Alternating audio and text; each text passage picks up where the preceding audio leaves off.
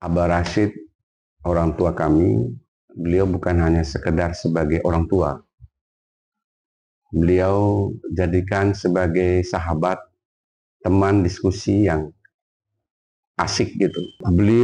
Beliau sosok pragmatis. Pragmatis itu artinya kita beragama itu tentu harus bermanfaat.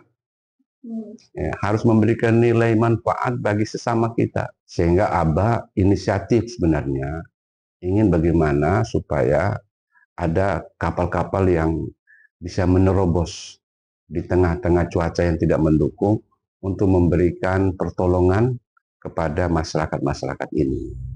Kemudian beliau itu menyenangkan. Ya, kalau datang kunjungan ke pulau itu, anak-anak dikumpulin gitu. Anak-anak dikumpulkan, nyanyinya nyanyi yang gembira. Di sana saya masih ingat sekali itu. Oke. Nah, kemudian sambil bawa dengan permen, kasih anak-anak. Tribunars, bagi Haji Muhammad Iksan Wahab, keberagaman agama di Kabupaten Sika, Nusa Tenggara Timur bukan sekedar takdir sosiologis, melainkan ruang dialog yang harus terus dirawat. Beliau merupakan Ketua MUI atau Majelis Ulama Indonesia di Kabupaten Sika 2 periode, juga bergabung dalam Forum Kerukunan Umat Beragama atau FKUB. Hari ini kita akan menjumpai beliau untuk berbincang bagaimana sebenarnya dialog lintas agama yang terus dirawat, maupun juga legasi yang diwariskan oleh orang tuanya, Haji Abdul Rashid Wahab, yang dikenal sebagai seorang tokoh agama yang juga mendukung toleransi umat antar beragama di Kabupaten Sika. Mari ikuti liputan kita berikut ini.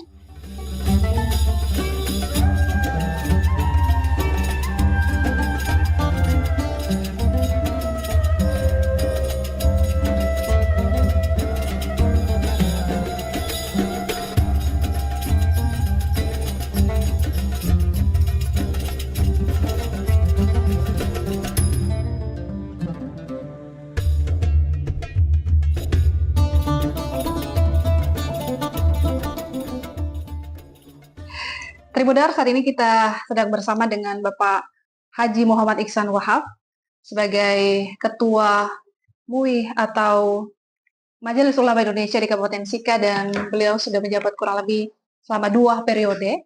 Dan ya, terlepas dari sebagai Ketua MUI juga, kita melihat bahwa sosok Bapak Iksan Wahab, anak dari Abah Rashid Wahab, yang dikenal sebagai salah satu tokoh yang mendukung toleransi di Kabupaten Sika, juga mempengaruhi dalam ya keseharian Bapak Iksan sendiri sebagai Ketua MUI maupun juga sebagai pendakwa, bahkan juga sebagai seorang dosen. Dan ada hal menarik nanti yang akan kita gali di balik bagaimana perjalanan dari Bapak Iksan Wahab hingga sebelumnya dia telah mapan tinggal di Jakarta, akhirnya kembali ke Maumere, ke Kabupaten Sika, dan saat ini menjadi ya sudah menjabat kurang lebih 2 periode sebagai Ketua MUI, maupun juga aktivitas dia sebagai seorang pendakwa di sini dan juga seorang dosen. Mungkin selamat ya siang Bapak. Selamat siang. Ini hal yang menarik karena kami hari ini bisa berkunjung dengan Bapak Iksan Wahab gitu ya. Kita kenal selama ini sebagai seorang Ketua MUI, tapi juga kita melihat ada pengaruh dari sosok Bapak Abah Rashid yang kami kenal gitu dalam keseharian Bapak Iksan sendiri. Mungkin bisa diceritakan seberapa jauh pengaruh dari Abah Rashid gitu sebagai seorang ayah maupun juga sebagai seorang tokoh Muslim di Kabupaten Sika. Baik, terima kasih. Abah Rashid, orang tua kami, beliau bukan hanya sekedar sebagai orang tua. Beliau jadikan sebagai sahabat, teman diskusi yang asik gitu.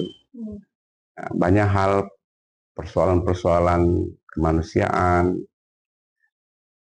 persoalan-persoalan yang menjadi problem bagi masyarakat luas, beliau tuangkan dalam sebuah dialog dan diskusi di ruang makan, di ruang tamu, sehingga ada interaksi antara saya dengan Abah dan anak-anak lain, ya, sehingga mendapatkan nilai-nilai yang baik berkenan dengan hubungan keakraban antara sesama umat manusia, dan bagaimana kita mencari jalan agar problem kemanusiaan yang ada di masyarakat minimal dikurangi bebannya.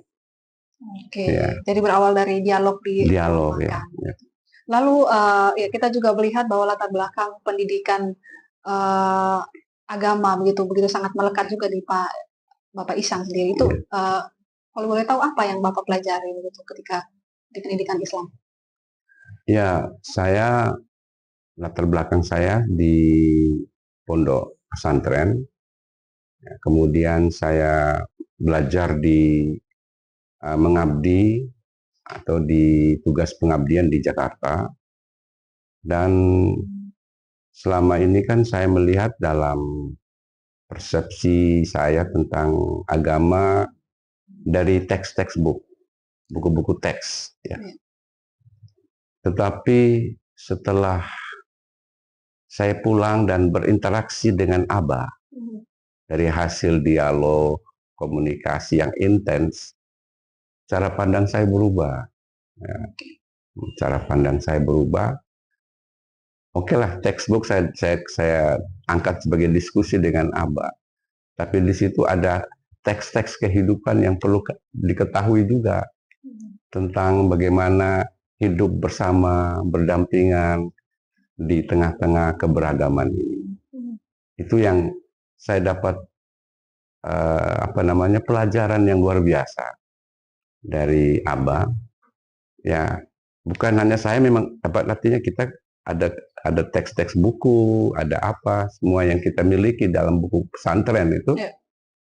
Tapi ternyata setelah dialog, ngobrol-ngobrol, dan Abah sering antar saya juga jalan, saya nemanin Abah untuk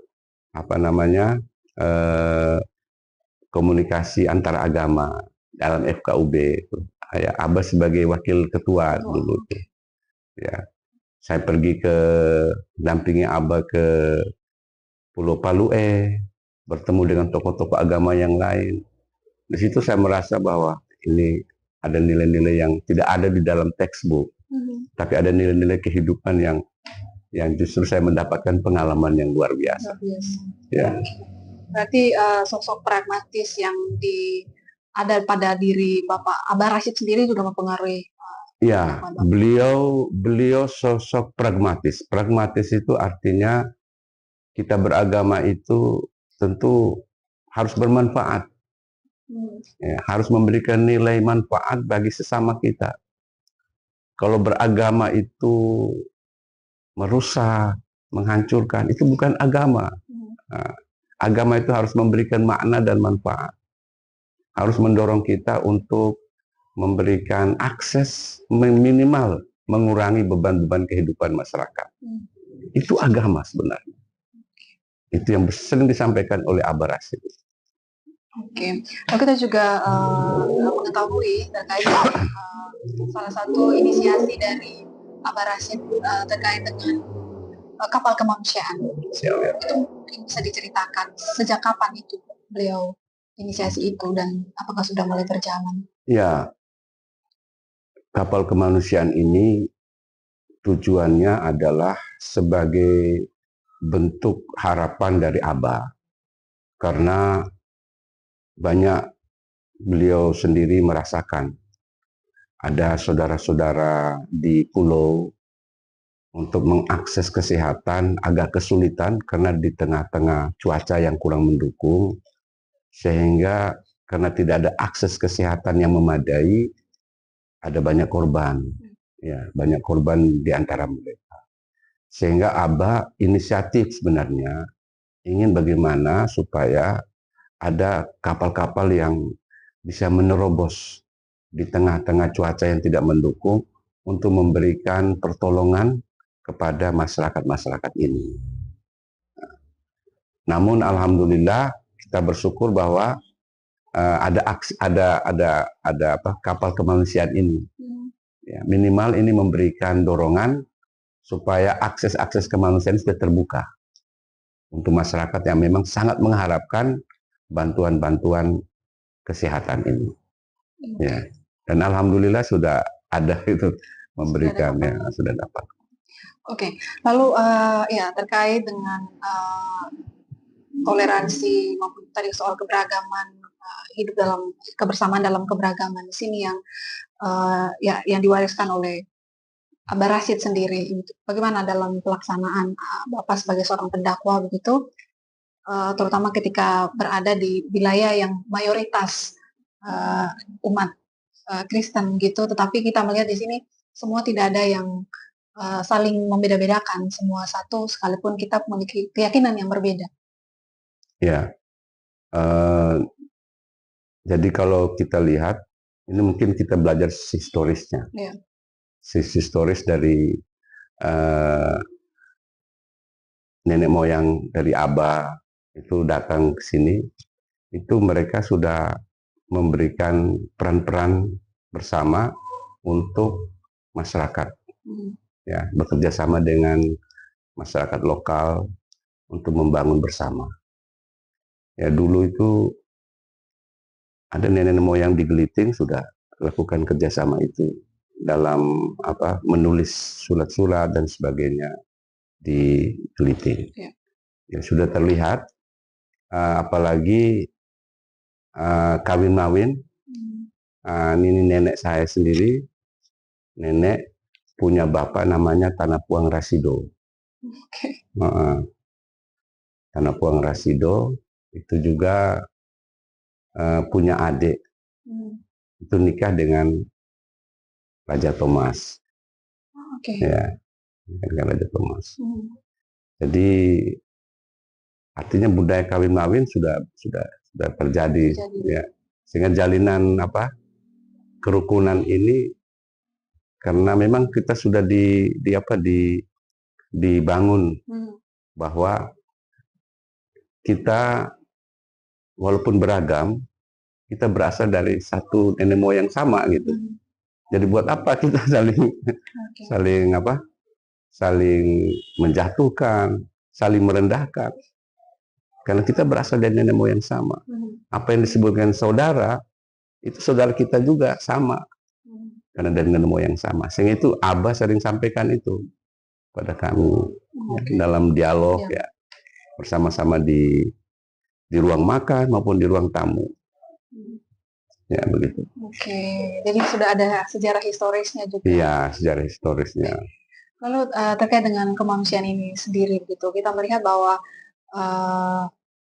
Abah Rashid sendiri sangat konsen terhadap kemanusiaan. Dia tidak membedakan agama, suku, budaya begitu. Dan itu kita melihat ketika beliau terlibat dalam kerja-kerja kemanusiaan dengan tokoh lintas agama di sini. Bagaimana Bapak melihat itu sebagai seorang anak begitu untuk saya melihat begini, beliau mencanangkan berdirinya Muhammadiyah ini, beliau melihat pendidikan penting. Ya, pendidikan ini untuk semua, bukan hanya untuk satu agama saja. Misalnya di Geliting itu, beliau melihat SMP belum ada waktu itu, tahun 80-an. Di Waipare, SMP belum ada. Sehingga beliau bilang tidak bisa kita bangun MTS. Nah, karena kita lihat ada banyak saudara-saudara kita yang lain belum bisa sekolah juga. Karena mungkin aksesnya jauh dan sebagainya. Maka dibuatlah sekolah SMP Muhammadiyah Waipare. Jadi pendidikan ini untuk semua. Tidak ada pengelompokan. Kemudian beliau itu menyenangkan. Ya, kalau datang kunjungan ke pulau itu, anak-anak dikumpulin gitu. Anak-anak dikumpulkan, nyanyinya nyanyi yang gembira. Di sana saya masih ingat sekali itu. Nah, kemudian sambil bawa dengan permen, kasih anak-anak. Artinya saya lihat dari sisi itu bahwa ingin menggembirakan semua. Ya, jangan ada yang susah dengan hidup ini, walaupun di tengah keterbatasan, tapi kita disuruh untuk gembira, agar supaya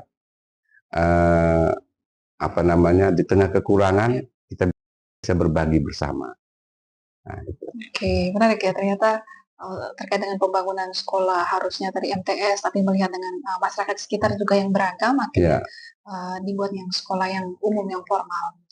Ada satu juga hal yang menarik begitu terkait dengan kita melihat bagaimana sosok dari Abah Rasid ini juga sangat melekat di Bapak Ihsan sendiri.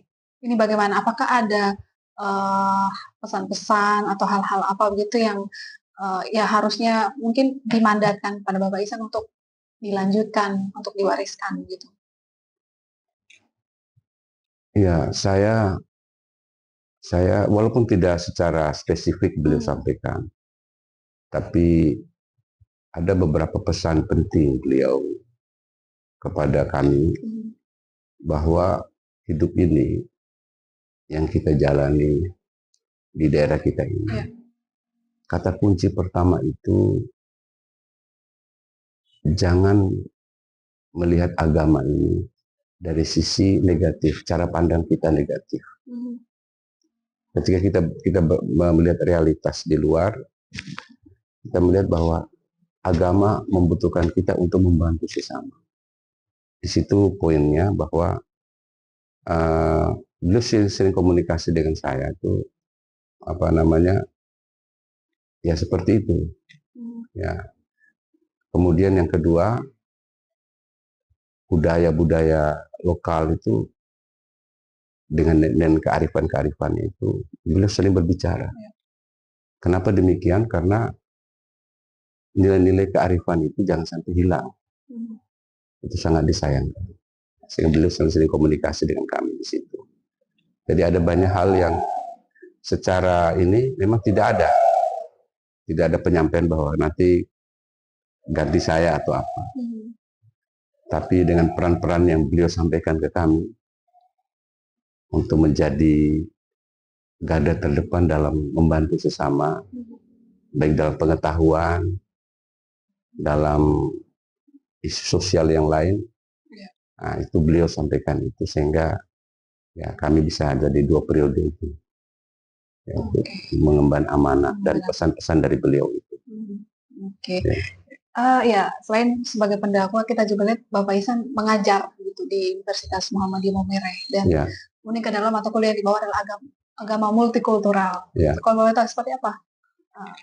Ya, kami ya seperti itu, bahwa agama di satu sisi memang normatif, bersifat eksklusif dari satu sisi. Orang hanya melihat dari sisi ini. Padahal agama itu luas sekali. Bisa juga eksklusif, bisa juga inklusif. Tergantung cara pandang kita. Maka saya melihat bahwa dengan kami mengajar di agama multikultural ini, dengan keragaman ini, saya gunakan dengan cara-cara yang mengedepankan isu-isu bersama. Isu budaya. Jadi kita angkat budaya-budaya khas di daerah Sika ini untuk kita jadikan diskusi, bahkan jadikan dalam sebuah artikel atau jurnal untuk mengangkat kebiasaan adat istiadat di masyarakat Sika ini. Dan ini isu-isu lain seperti apa di Kabupaten Sika kita jadikan bahan diskusi bersama di lingkungan mahasiswa, baik itu Islam dan Katolik dan Protestan, bersama-sama untuk memotret persoalan-persoalan kemanusiaan ini. Sembari konklusinya adalah melakukan refleksi internal dalam agama masing-masing. Oh iya, ternyata kaya loh. Agama itu kaya loh. Kaya perspektif. Sepanjang kita punya hati yang bersih, akal yang suci, insya Allah kita bisa memotret semua persoalan dengan baik. Melalui refleksi inilah kita bisa membangun peradaban dari agama. Oke, berarti mata kuliah agama multikultural ini memang sangat penting sekali ya, harus di. Iya, penting sekali. Karena bukan saja justru memperkaya agama masing-masing. Dari selama ini perspektifnya demikian, tapi dengan ada kajian-kajian seperti ini akan membawa pengayaan-pengayaan terhadap agamanya sendiri, sembari membangun relasi yang positif dengan sesama. Ya. Oke, baik. Kita juga melihat ini, Bapak Ihsan sudah kurang lebih 2 periode Ketua MUI di Sika begitu. Kurang lebih selama 2 tahun itu, apa kegiatan dari MUI sendiri di Kabupaten Sika? Ya, MUI sebagai organisasi induk ya organisasi induk yang membawahi organisasi-organisasi di bawah, seperti organisasi takmir masjid, seperti NU, Muhammadiyah. Jadi seluruh kegiatan yang langsung bersentuhan dengan masalah manusia kemanusiaan ini, organisasi di bawahnya. Namun ketika ada problem kemanusiaan akut yang harus dibicarakan secara teknis, secara ini langsung di tingkat MUI. Jadi wadah-wadah organisasi MUI ini mereka-mereka yang dibawa aktif ini. Sembari nanti kepengurusan dari mereka juga kami ini. Kami angkat bersama, kami diskusikan. Jadi memang saya lihat memang untuk ke depan ini dua organisasi sayap ini, NU dan Muhammadiyah, alhamdulillah ya kita saling menopang, saling membangun bersama, sinergi bersama untuk kalau ada kekurangan mana kita belajar bersama ya di MUI. Oke, berarti kalau misalnya ketiga periode lagi nanti bagaimana? Ya, ya kita belum tahu nanti. Ya, memang dalam peraturan organisasi cukup 2 saja dulu. Oke, cukup 2. Supaya ada yang lain menggantikan. Baik, ya terkait dengan organisasi tadi, MUI kemudian juga Bapak juga tergabung di FKUB begitu. Ya. Apa yang membuat Bapak ikut bergabung di situ? Apakah juga karena ada latar belakang dari aktivitasnya Abah Rashid sebelumnya juga terlibat dalam organisasi yang sama? Ya, saya kurang tahu juga, tapi mungkin begitu saya diminta dihubungi oleh pihak FKUB untuk bergabung di FKUB. Ya, saya sudah bergabung kurang lebih hampir setahun. Ya, hampir setahun di FKUB. Dan memang masalah diangkat itu adalah bagaimana hidup rukun di tengah-tengah keberagaman. Dan itu saya kira sangat penting untuk kita terus mengkampanyekan bahwa kita harus rukun di tengah keberagaman. Ya. Jadi kemarin sasarnya adalah anak-anak tingkat SMP SMA. Karena mereka adalah masa emas ini. Karena ketika sampai 10 tahun akan datang, mereka juga akan menjadi pemimpin. Nah, kemarin kita ada sosialisasi kerukunan umat beragama di sekolah SMA. Oke, baik. Ya, tadi sepanjang kita berdialog, saya melihat bagaimana Bapak Iksan sangat menekankan terkait dengan pendidikan. Lebih banyak soal pendidikan bahwa untuk membawa seseorang dalam cara pandang, termasuk dalam beragama, ada hubungannya dengan pendidikan. Seperti apa Bapak melihat nantinya pendidikan beragama juga? Ya, ini kita melihat pendidikan ini, khususnya pendidikan agama Islam ya, pendidikan Islam. Memang kita jangan hanya melihat dari cara pandang di dalam buku-buku teks. Ya, buku-buku teks penting, tetapi bagaimana kita coba kaitkan antara teks dan non-teks. Ya, non-teks itu ya masyarakat, keberagaman itu. Supaya kita jangan lari dari kenyataan. ya kan? Selama ini kan kita hanya teks. Dalil ini, perintah ini harus laksanakan. Dalil ini, perintah ini harus laksanakan gitu. Tetapi bagaimana dalil-dalil ini bisa disandingkan dengan masyarakat, kejadian atau pola hidup masyarakat, sehingga siswa itu bisa mengkorelasikan antara nilai-nilai yang hidup di masyarakat dengan teks-teks, entah teks Al-Quran, teks hadis, atau mungkin buku-buku pelajaran, sehingga tidak bisa lari dari kenyataan itu. Jadi saya kira ini penting, karena masalah-masalah anak-anak ketika besar nanti, mereka tidak mampu, tidak punya skill dalam menyelesaikan persoalan-persoalan yang mereka hadapi sendiri. Karena apa? Karena pola pendidikan itu yang hanya mengandung pada aspek kognitif saja. Afeksinya tidak ada, atau mungkin psikomotoriknya.